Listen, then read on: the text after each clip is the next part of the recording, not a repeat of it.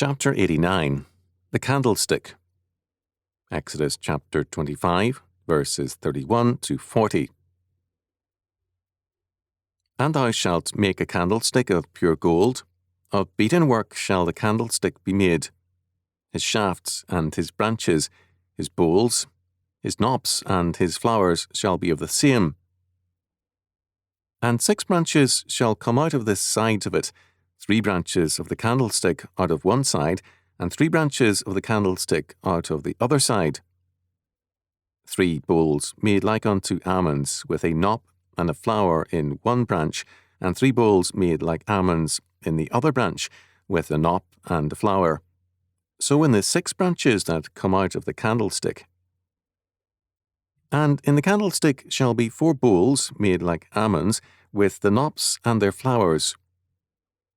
And there shall be a knop under 2 branches of the same, and a knop under 2 branches of the same, and a knop under 2 branches of the same, according to the 6 branches that proceed out of the candlestick. Their knops and their branches shall be of the same. All it shall be one beaten work of pure gold.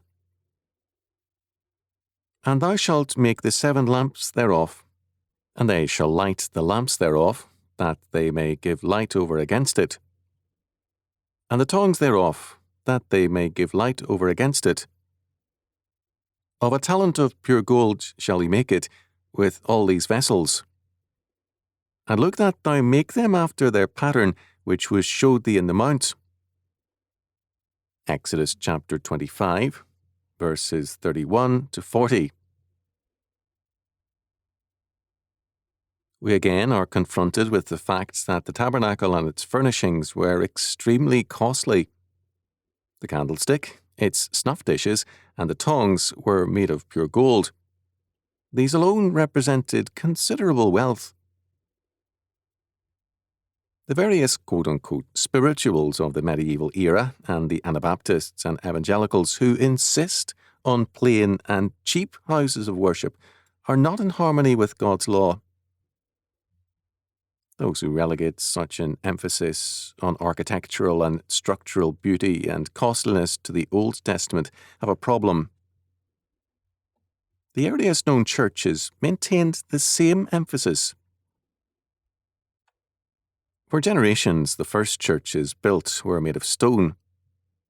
Their interiors resembled a palace. In actual fact, the sanctuary was designed as a throne room for Christ the King. The congregation stood for the reading of Scripture because it was the King speaking through his word. In the modern era, congregations have remained seated with Bibles in hand to better follow closely the King's law word. The central focus was and should be on the word of the great King given to his people in his throne room. As in Israel of old and in Judaism, God's word means his presence.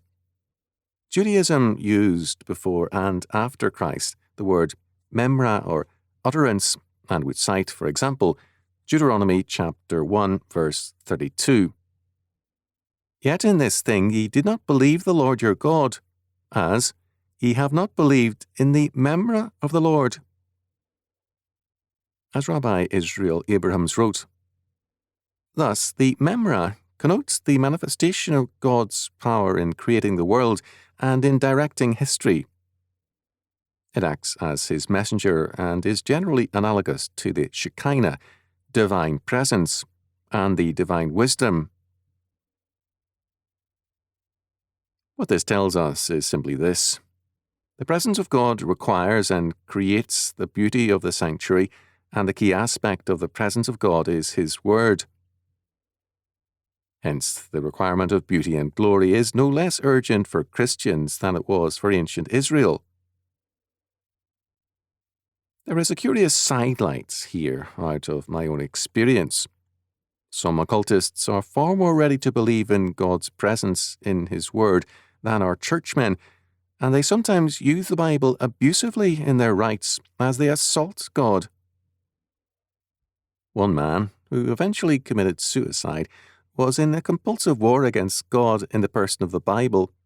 He had no Christian background in his family and had come to this belief on his own. The lampstand, with its vessels, was made of a talent of gold, according to verse 39. This is about 108 pounds avoirdupois. It contained about the same amount of gold as in 6,150 English gold sovereigns.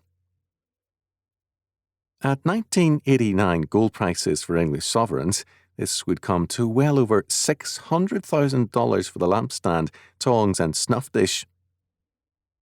Even if a talent was no more than about 2/3 of this weight, it was still a fortune in gold. The word knob is an old-fashioned form of knob. Exodus chapter 27 verses 20 and 21 seems to indicate that the candlesticks burned continually, and also that they burned from night to morning only, as Leviticus chapter 24 verse 2 seems to imply. The candlestick was actually a lampstand burning oil. The Mishnah and Josephus tell us that all 7 lamps burned at night, and 1, 2, or 3 by day. The design of the candlesticks or the lampstand was to resemble, in a stylized fashion, an almond tree. This perhaps looked ahead to Aaron's almond rod that budded, Numbers chapter 17 verse 8, compare Jeremiah chapter 1 verses 11 and 12. The candlestick or lampstand had 1 main central branch and 3 side branches on each side. Oil was piped to the 7 flower cups, which were the burners and held wicks. The knobs held the flower cups. The tongs were trimmers for the wicks, and the trimmings were dropped into the snuff dishes. The candlestick, lampstand, or menorah was, as we have noted, a stylized almond tree. It was a tree of light, and, light being universally associated with life, it was thus a representation of the tree of life. In both Israel and Judaism, the menorah became a symbol of both the place of worship and of the home. In New Testament times, to extinguish the menorah was a symbol of disaster. The presence of the menorah in both home and synagogue was a witness to the centrality of the family and the house of worship in nourishing life. Lights and lampstands do not lack their place in biblical terms, which represent the realities of God's world. We are told of Jesus Christ that he is light, and in him is no darkness at all. John chapter 1 verse 5. Because he is the light of the world. John chapter 8 verse 12. Christians are to be to those who are in spiritual darkness the light of the world. Matthew chapter 5 verse 14. In Revelation chapter 1 verses 10 to 13, the church is compared to the menorah, the 7 golden candlesticks. Thus, the church is represented, and also Jesus Christ, who is our tree of life.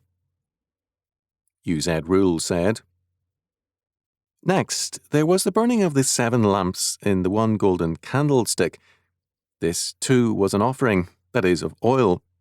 But it was an offering not of oil simply, but of oil burning, and so giving light. It cannot be without significance that it was said, And they shall light the lamps thereof, to give light over against it. Exodus chapter 25, verse 37. That lighted lamps are intended to give light is so obvious that this use of them surely need not have been stated unless there had been some significance intended in the light giving. Now, throughout the Old Testament, the burning of a light is significant of brightness and joy, and the burning of these lamps signified the gladness with which God's people rendered him service and came into his presence. It was their confession of this, and reflexively it was a pledge of the gladness which God would continue to shed upon them, nay, also of the gladness with which he received their service.